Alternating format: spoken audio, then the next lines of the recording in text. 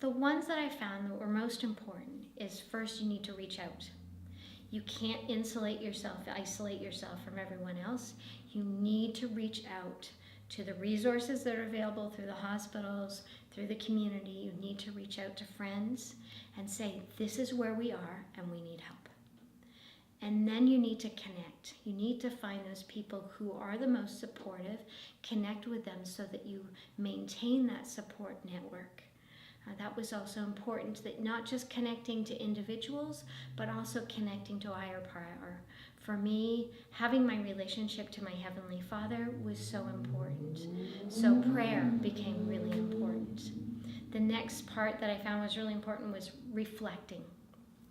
That taking that time to think about what was going on, to take that time for prayer or meditation,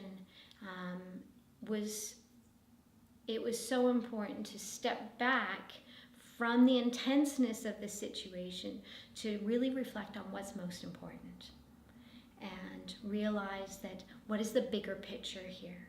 When we realize that cancer cells, they're simply cells that are somewhere they're not supposed to be. And you take the power out of it, that when we think of cancer as this big, bad, ugly thing, no, they're a little tiny cell that's not supposed to be there. Put things into perspective. Who really has the power here? God has the power. We have the ability to be positive. We have the ability to make change. And we have resources of the hospitals, the medical system. There's so many things out there. So when you step back and you reflect, you can really understand what's most important and what's most important for your child. The next thing I found was important was expressing. You've got to have a channel to let things out. Sure, you connect with someone, but if you don't talk about it, if you don't cry your eyes out, if you don't write it down, if you don't pray, then you don't get the peace that comes from letting go of all of those emotions, all of the intenseness of the situation you're in.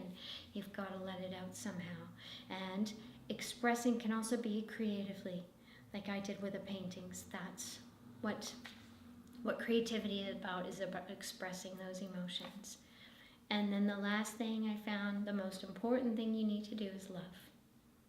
You need to love your child. You need to love yourself and that forgiveness that comes along with love.